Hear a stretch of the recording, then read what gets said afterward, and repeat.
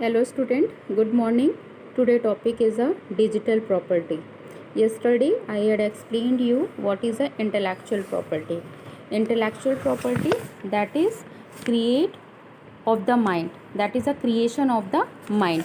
But digital property, but what is a digital property? Digital property that user create and which exist in any kind of digital form. Digital form that means कि किसी भी digital storage में store हो, ठीक है, जिसको हम किसी डिजिटल फॉर्म में स्टोर करें. जैसे digital property include digital document, audio files, video files and other digital data. For example, you create any music and stored in a CD. Okay, so that is a digital asset, that is a digital property. So digital property refers to any information about you or credited by you that exists in digital form, either online or an electronic storage device.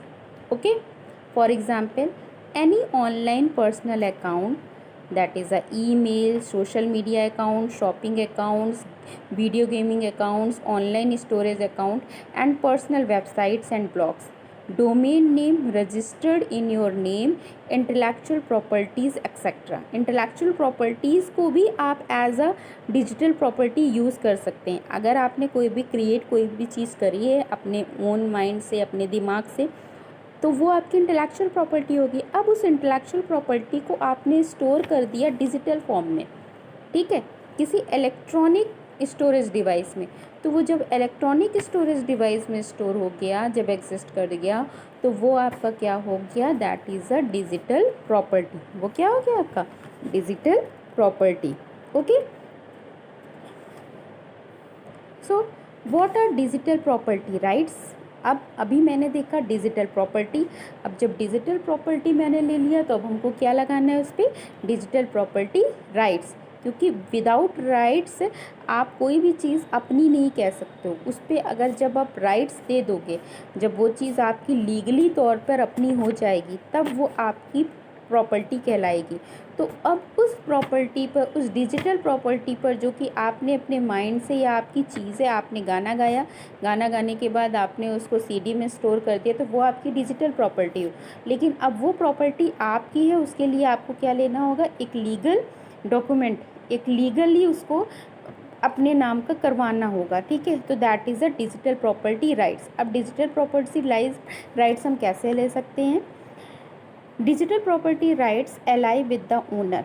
Legally, a person who has credited it or the owner who has got it developed by paying legally in the legal owner of a digital property.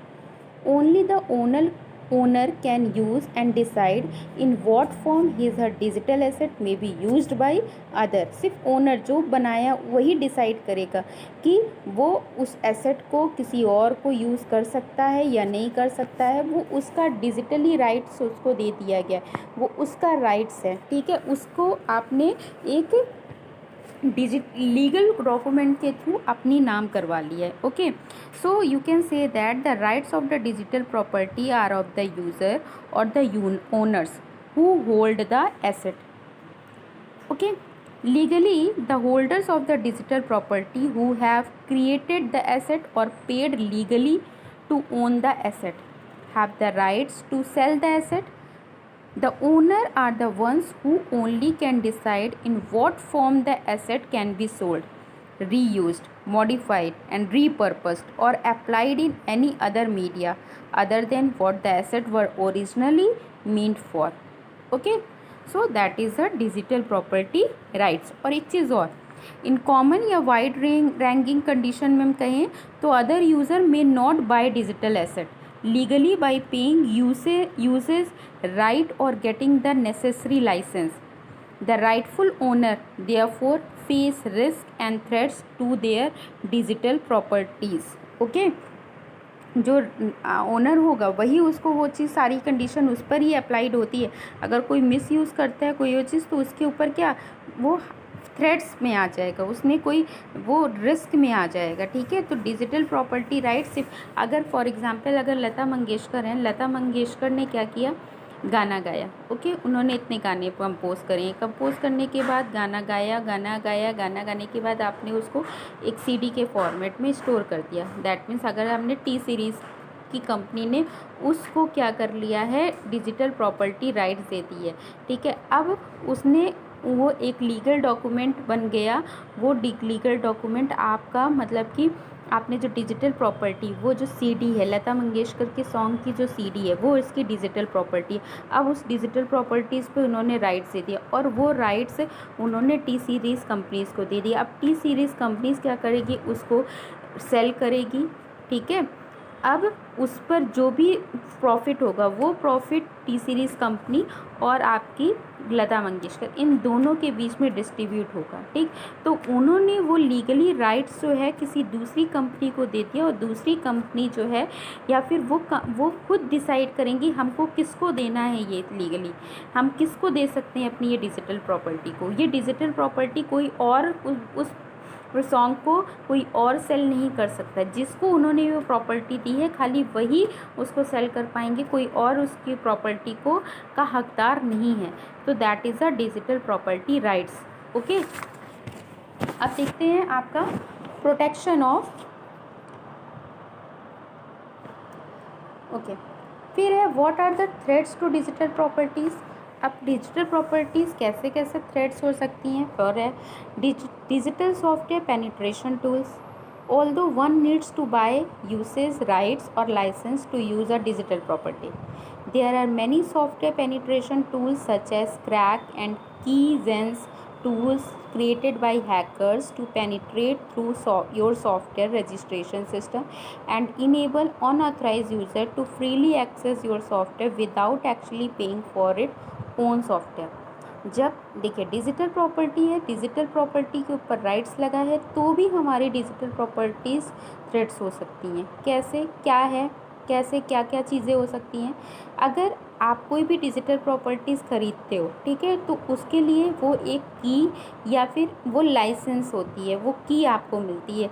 तो वो की को जब आप वो की आपके पास अगर कोई चीज़ ओपन करना है उसके लिए की होनी चाहिए। जब आप की का यूज़ करते हो तो वो आपकी ओपन हो जाती है। अगर वो की नहीं आपके पास है तो भी कुछ हैकर्स होते हैं, वो क्या करते हैं, उस सॉफ्टवेयर रजिस्ट्रेशन सिस्टम को वो अनऑथराइज पर्सन जो होते हैं उसको फ्रीली एक्सेस कर मतलब उसको हैक कर लेते हैं और बिना कोई पेमेंट किए हुए वो अपना सॉफ्टवेयर की तरीके से उसको यूज़ करते हैं। तो ये क्या है, एक तरीके से डिजिटल सॉफ्टवेयर का पेनिट्रेशन टूल्स की तरीके से यूज़ कर रहे हैं। दैट मीन्स उस की जो है उसको क्रैक कर ले रहे हैं, हैक कर ले रहे हैं और फिर उसको विदाउट पे एनीथिंग उसको यूज़ कर रहे हैं, फ्रीली एक्सेस कर रहे हैं, ठीक है।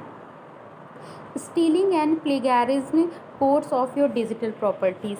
अब sometime other developers steal our software source code and use it to build their, okay, so next is stealing and plagiarism code of your digital properties. Sometime other developers steal our software source code and use it to build their own version of it, okay, and then sell it under their own company name.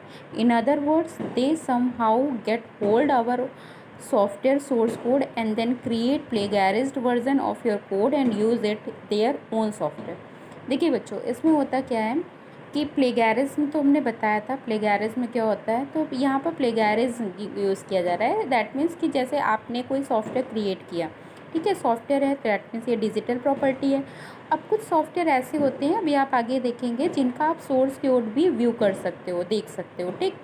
तो उस software का source code view हो रहा है। अब उसी में software में कुछ थोड़ा बहुत चेंजेस करके और अपना खुद का नाम देकर, खुद के कंपनी के अंडर में खुद की कंपनी का नाम देकर उसका क्या कर रहे हैं, यूज़ कर रहे हैं, ठीक है। तो ये क्या है, आपके डिजिटल प्रॉपर्टी को उन्होंने स्टील किया है। स्टील कैसे किया है, कोड को कॉपी करके, दैट मीन्स उसका जो व्यू सोर्स है वो व्यू सोर्स उस सॉफ्टवेयर का ओपन हो गया। अब उस व्यू सोर्स में उसने चेंजेस कर दिए और चेंजेस करके अपनी कंपनी का नाम भी दे दिया, बनाया किसी और में और उसी सोर्स को कॉपी करके उन्होंने खुद के नाम से यूज़ कर लिया। तो ये क्या है, डिजिटल प्रॉपर्टी की स्टीलिंग हो रही है। ठीक है, okay. And protection of digital property rights. अब हम डिजिटल प्रॉपर्टी को कैसे प्रोटेक्ट कर सकते हैं, ये आपके बुक के अंदर का है। देखिए आपका फर्स्ट है आपका, अगर हम डिजिटल प्रॉपर्टी को प्रोटेक्ट करने की बात करें तो कुछ वेज हैं हमारे, जैसे using a software escrow, using digital rights management solution, unit और एंटी हैकर सॉफ्टवेयर। फर्स्ट क्या है, using a software escrow. Using a software escrow में क्या है कि software developer may want to share their software with as few people as possible. Only the most trusted or team of developers should have access to the source code. Anyone outside the team, be it licenses, vendor, distributor, etc., can be a threat to the security of your digital asset. One solution is use of software escrow, which keeps your software source code in safe hand to make sure that no one can obtain it without authorization. जैसे मैंने एक लता मंगेशकर का example लिया था कि उन्होंने एक digital, उनको छोड़िए हम एक सॉफ्टवेयर का एग्ज़ाम्पल लेते हैं कि आपने एक से आप डेवलपर हो, सॉफ्टवेयर डेवलपर हो, आपने एक सॉफ्टवेयर क्रिएट किया।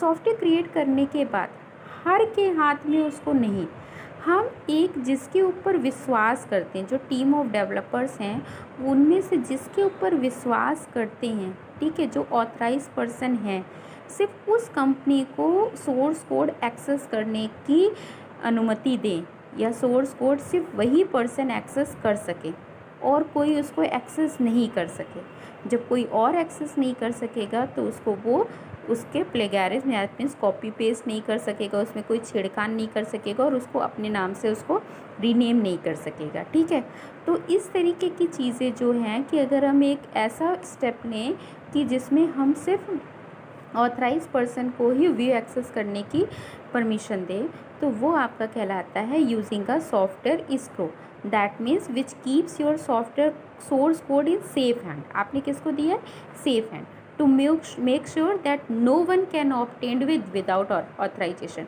कोई भी उसको एक्सेस नहीं कर सकता है बिना ऑथराइजेशन, बिना परमिशन के। Okay, so that is a using a software escrow. ये एक डिजिटल प्रॉपर्टी राइट्स को प्रोटेक्ट करने के लिए एक सॉल्यूशन है। ठीक है, एक वे है। दूसरा है using digital rights management solution, DRM, इसी को हम DRM कहते हैं, is a set of access control technology for restricting the use of proprietary software and copyrighted works. DRM control the use, modification and distribution of copyrighted works such as software or other digital product.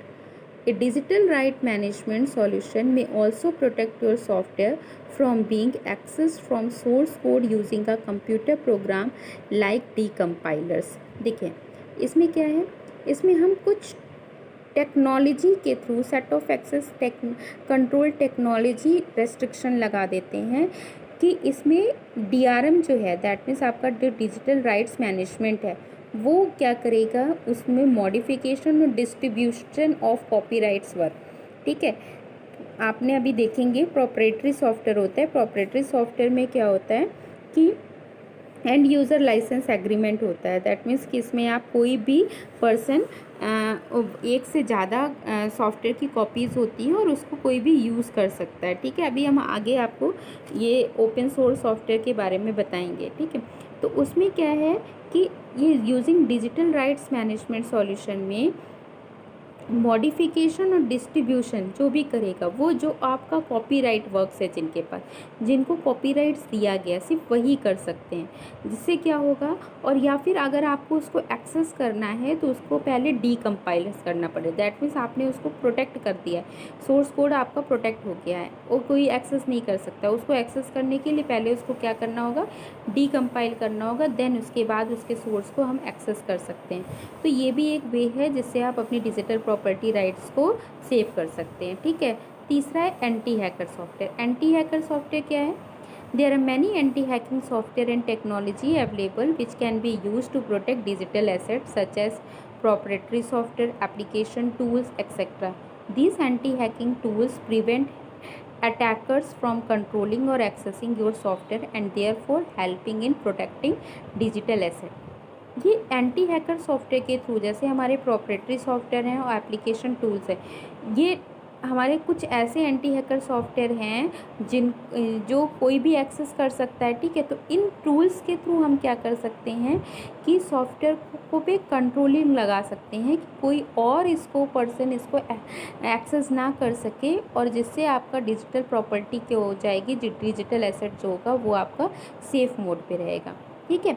तो कुछ हमारे anti hacking tools होते हैं, वो anti hacking tools का use करके हम अपने सॉफ्टवेयर को प्रिवेंट कर सकते हैं, ठीक है।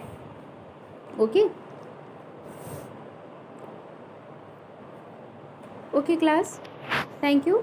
और नेक्स्ट क्लास में हम देखेंगे software license and the open source movement. इसमें आपको प्रोप्रेटरी सॉफ्टवेयर लाइसेंस आ जाएगा, फ्री सॉफ्टवेयर लाइसेंस आ जाएगा और ओपन सोर्स सॉफ्टवेयर लाइसेंस है, ठीक है। तो कल हम इसके आगे कंटिन्यू करेंगे। आप इसको वीडियो को अच्छे से देखिएगा और जो इसमें नोट्स है उन्हीं नोट्स को कॉपी में भी लिखना है, ठीक है, जैसे इसमें दिया गया है। Okay class, thank you.